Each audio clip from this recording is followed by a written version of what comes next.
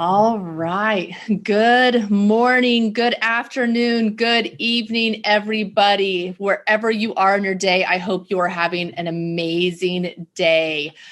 So today I want to talk a little bit about a topic that is, I don't know if near and dear to my heart is the right phrase to use with this topic, but a topic that I have worked a lot on, that I've worked long and hard on, that I have reframed and written down and tried to rework in every way imaginable, but it still pops up for me from time to time. So that topic would be the topic of limiting beliefs. If you follow me on YouTube, which just search my name, Amelia Rodrock on YouTube, and you can follow my channel. I talked a little bit, I did a short video on limiting beliefs. So on my YouTube channel, I try to do, 3 or 4 times a week, very short videos on just little things that I'm thinking about. And then a lot of those I turn into longer podcasts. Some of them I don't. I also like to do them on my farm, so you get to see my animals, my pigs and chickens and goats and all that fun stuff. So pop over to YouTube, Amelia Rodrock, subscribe to my channel so you can kind of keep up with what I'm doing from day to day. But today I wanted to do a podcast directly on limiting beliefs and talking about limiting beliefs, because no matter who you are, no matter where you are in life, no matter what's happening in the world, all of us have limiting beliefs. It is something that is strong in all of us, and they are things that hold us back or don't allow us to show up as powerfully as we want to be. And so, like I said, I've done a lot of work on limiting beliefs, and I have been able to, transform a lot of them or, change my thinking around a lot of them. But honestly, they're very deep rooted. So in moments of weakness or moments when I am stressed or feeling overwhelmed, those limiting beliefs pop back up. Or, maybe I'm confronted with some controversy about what I'm trying to do, about, reaching women and helping women and, some of the stuff I'm doing with my podcast and with my coaching and my YouTube channel. These limiting beliefs, pop back up in my life, even though I've done a lot of work. So I thought it would be helpful to kind of talk about them and talk about, what they are and, why they're here, when they're formed, and then give you some tools to help start to, 1, figure out what your limiting beliefs are, and 2, to start transforming those limiting beliefs so you can really thrive to your full potential. So limiting beliefs, they start early. They form in our being between ages 0 and 7.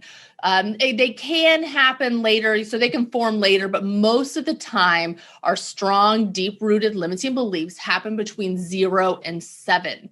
So you were very young when these limiting beliefs happened. So think back on your life. Think back between ages 0 and 7 or so. What was happening in your life? Was everybody happy in your family? Did a parent pass away, which was my case? My father passed away when I was 3.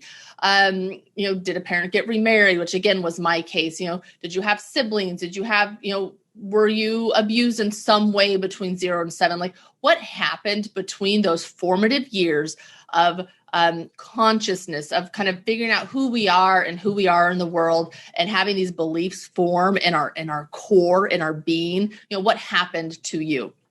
Because those incidents, those traumas, those things that happened when we were young, that is what forms the limiting beliefs. And that is why you will be my age, 40, and still maybe trying to figure some of them out. Or, oh, wait, I'm 41. I just turned 41, not 40, but still trying to figure them out, or still reworking them and working with them so they don't hold you back in life. So they don't, make you show up small. And limiting beliefs are always there. They're not something that you maybe think about every single day. So you're not consciously thinking about your limiting beliefs, but they run in the background of your mind. They're kind of like a phone app. And some of you have probably, heard this analogy, but if you have an iPhone, you can double click the middle button here. I'm going to show my phone. So double click that button and it brings up all of the apps that you have been on since you have closed all the apps down. So these are running in the background of your phone, draining your phone's battery, draining the power, draining the energy. So they're really easy to actually close down. You just swipe up, swipe up.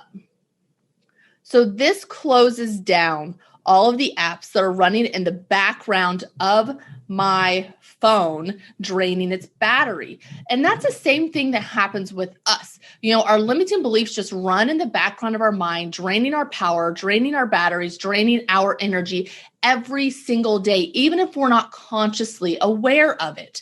And now it's not as easy as swiping up to have those limiting beliefs go away. But that's kind of the same principle. If you start figuring them out and working with them and truly start transforming those limiting beliefs to have them serve you and not have you show up, less of because of them, then you can really use those to your advantage. And, a lot of times limiting beliefs are created out of some sort of pain or some sort of necessity or something in our lives that wasn't necessarily a positive experience. And, the pain that we have went through in our lives have really allowed us to be who we are now. And this is my opinion about our past. I've had a lot of shit happen in my past. And if you listen to any of my other podcasts, I kind of talk about my past and talk about who I was and how I showed up and the pain associated with that or the pain that led to that. And for a long time, I used to think less of myself because of this pain, because of what happened in my past, because of what I did. I didn't realize that all of the pain has made me stronger for who I am now. And if I didn't experience that, I wouldn't be the same person I am today.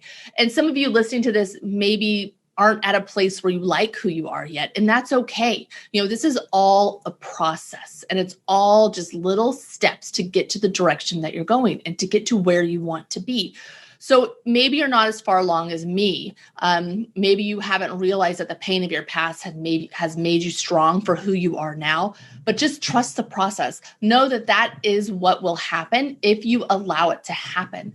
So if you start working with that pain and leaning into that pain, not pushing it away, because that's what we do so much as humans. We have this pain or we have this stuff in our past that we're ashamed of or not happy about or want to hide. So we get as far away from as possible. We push it away because we feel like it's not serving us. It's not there to help us. But really what we need to do is lean into it. We need to learn from it. We need to extract the good from it because with everything painful that happened, there was something equally as good happening, or you can extract something good from that pain. It taught you something. It showed you something. There's something good happened out of this pain. And I know some of you might be listening to this and say, you know what, I had this serious pain when I was a child. I had this happen to me and this happened to me. And I can't see the good in it. I can't see what good could be happening. I know it gave me all these limiting beliefs, but I cannot see the good. And that's okay. I get it. I understand. I know there are some pains that are hard to process and that maybe we can't extract something good. So maybe look at what else was happening in your life at the same time. And where was there good? And let's start thinking about that instead of that pain. Some traumas are traumas that I can't help with and that some people need more help than what I can give. But if you're looking back and you're like, I did this and this and this happened and this happened and this happened, and you can understand what it was and you can work with what it was and you can process what it was, then, doing some of this work with me is probably a better idea than if you have some deep trauma that maybe you need some more professional help with. So that's just a little caveat to what we're talking about. So how do you figure out what your limiting beliefs are? So this is an exercise that I have recently went through. It's something I kind of acquired while I was listening to some different podcasts from different life coaches and different things that I've personally done. And this kind of resonated with me on how to figure out your limiting beliefs and then how to kind of start working with them and transforming them. So the first thing I want you to do, and this might be, if you're listening to this while you're driving, just kind of think about this stuff. But I would encourage you when you get home or when you have some time to re-listen to this podcast and pause it after I ask these questions and actually write it down, because writing it down will help you to start to recognize what's happening in your life.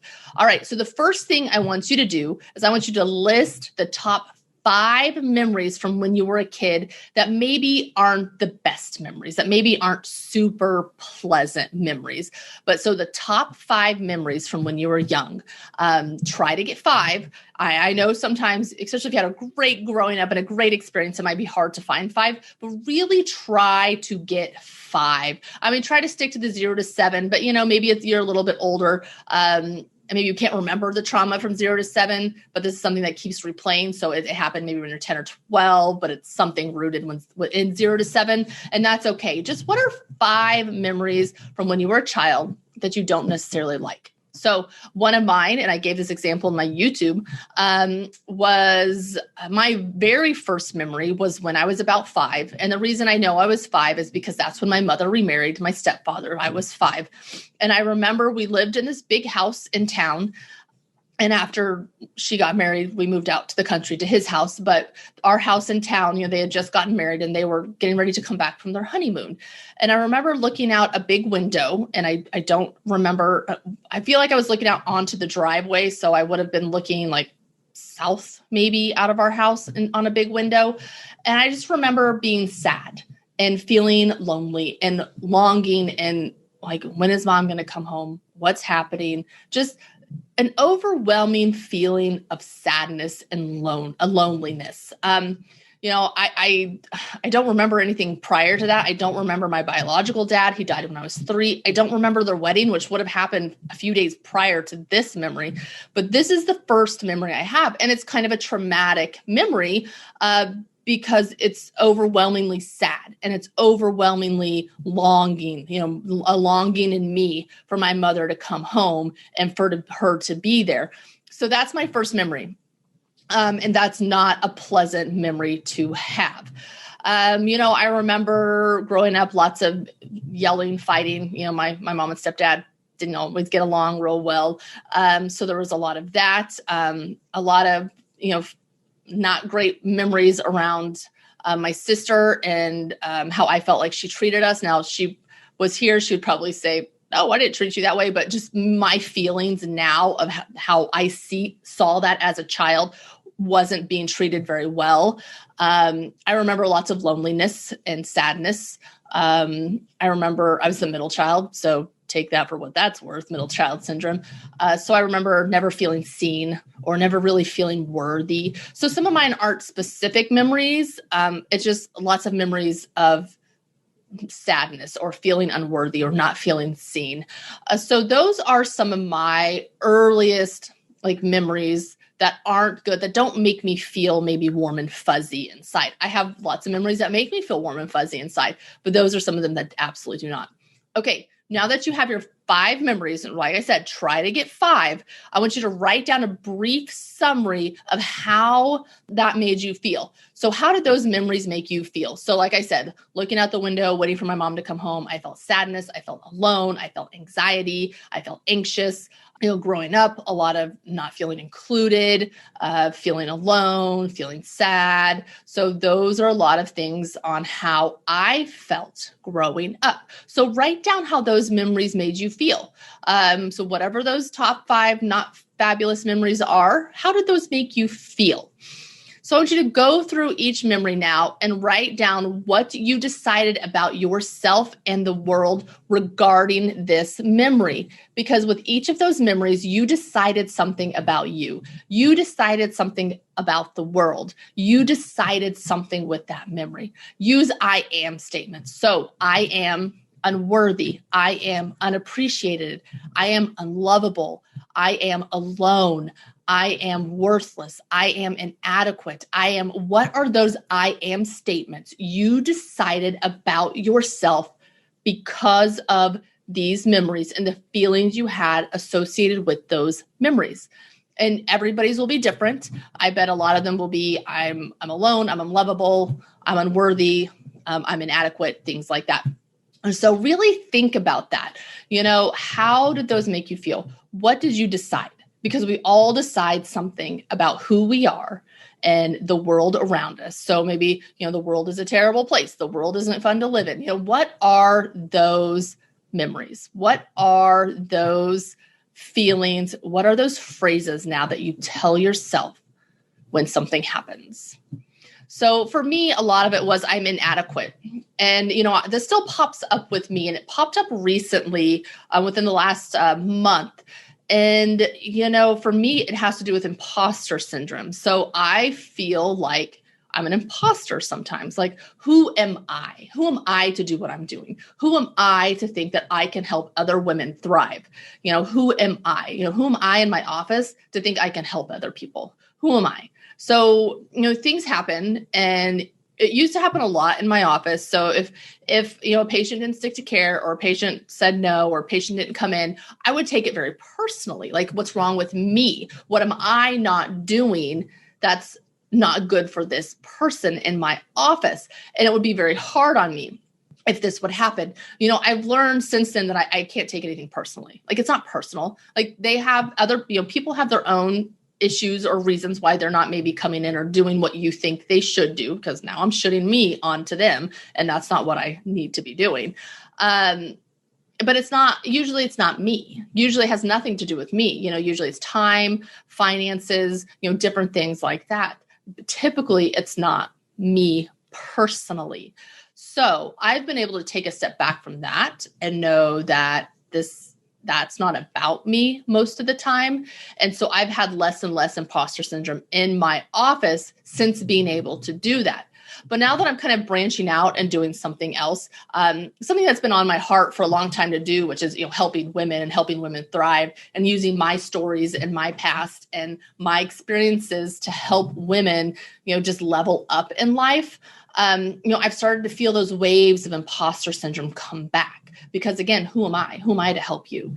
Who am I to use my past to maybe help other people? But really, who am I not? Who am I not to do it? I have every right to do it, just like anybody else does. And I feel very blessed to be able to speak my story and speak my truth powerfully now, and to use who I was and who I am to maybe help other people.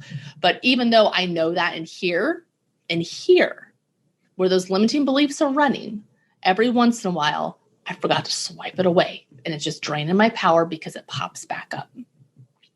I think another one of mine is, I think I did inadequate already. So inadequate, going back onto inadequate, my relationship troubles for a long time, picking men who weren't the right men for me, or who made me feel less of, or who, emotionally or mentally, didn't treat me the best. And then I found one who was fantastic, but I felt always inadequate. I felt unworthy of love. And so that's how I showed up in that relationship. And with my husband, was very unworthy and very inadequate. And I let everything trigger me and everything piss me off, because I still had those limiting beliefs about who I was and who I wasn't with love. And so I had to do a lot of reframing around those. But what are yours? Once you start to know what your limiting beliefs are, then you can start to reframe them and rework them. So if we keep in our mindset that I am this, I am that, I am inadequate, like a negative word, I am this, that is negative, that is how we're going to show up. So I want you to start off by writing, I am adequate, I am worthy, I am love, I am light, I am whatever you are. Write that down, because our limiting beliefs are really the glasses in which we see the world through. And we don't want to see the world through those glasses anymore. So now we have to transform them. Now we have to rework them. Because no matter what you want your outcome to be, your limiting beliefs will sabotage you along the way. So no matter how well I wanted to show up for my patients in my office, or how well I wanted to do as a chiropractor, if I always thought I'm not adequate, I'm not worthy, what would that do to my practice? It wouldn't grow. Nobody wants to go see somebody who thinks they're not worthy, who has all these limited beliefs about who they are in their office. There's an energy about that. So it's time to start transforming those limiting beliefs. It's time to start transforming that energy so you can show up stronger, so you can show up more powerfully in your life.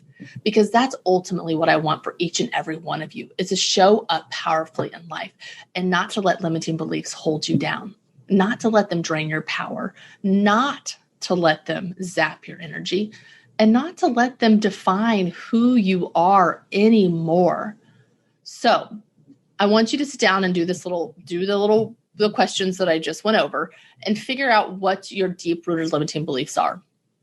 And so, like I said, a lot of mine were I'm unworthy, I'm not good enough. So that was a big one for a long time. And it still kind of is. I'm not good enough, which really transforms into I am inadequate. And I feel like as women, and maybe, I'm speaking as a woman since that's what I am. That's all I can speak as. And I was going to say maybe men feel this too or don't feel this. I don't really know. But I feel like as a woman, we put a lot of pressure on ourselves to be enough. But we live in a society that makes us feel like we're not enough. So if you stay home with your children, then you're not working. So you're not, in that realm. You're not good enough to work. But if you don't stay home with your children and you work, then you're not a good enough mother. And, you're not a good enough lover because you don't have sex with your husband enough, or you're not a good enough daughter because you don't call your mother all the time. I mean, we put so much pressure on ourselves. Society puts so much pressure on us. Social media, so much pressure on us. Oh gosh, don't get me started on that. Just, and I use social media a lot. I use it to help grow my office. I'm using it to help start my coaching business. I mean, I use social media a lot. So I know there's good in social media, but there's also not good, especially right now. Most of us have so much fear around the world right now. And, looking at social media really solidifies that fear in our bodies. And if somebody presents to us something that's maybe contrary to our fear, we get angry because we're here. We're stuck in this fear and we can't get out of it. We don't know how. And that's part of our limiting beliefs, is why we're stuck in this fear, because we allow the fear to run our lives instead of, again, leaning into the fear and learning from it. So learn your fears, learn your limiting beliefs, figure out what's holding you back, do the little exercise I show, and then start to work with the wording of your limiting beliefs, of your I am not worthy, I am inadequate, I am unlovable, I am alone. Because if that's how you present yourself, then that you're going to find evidence to support that. And I did that for so long. I found all the evidence to support my limiting beliefs because that's what was on my mind all the time. But now that I've transformed that and I've been able to get outside of my limiting beliefs, that's what's on my mind. And so that's what I'm attracting to my life. And that's what I want for you also. Attract things to your life that aren't holding you down. Attract things to your life that bring you up, that help you strive to be better, that make you a powerful person, because you will feel so much more content with your life if you do. All right. So limiting beliefs, figure out what they are, rewrite them to make them serve you. Lean into your fear, lean into what's holding you back, and you will thrive like never before. All right, so you can connect with me on social media. As I just said, social media was bad, and now I'm telling you to connect with me on social media. My Facebook page is Transforming Self with Amelia Rodrock, helping women thrive. So I invite you to join that Facebook community. I'm also starting coaching. So if you're interested in seeing or hearing what that is about, please reach out to me. My email address is Dr. Dr.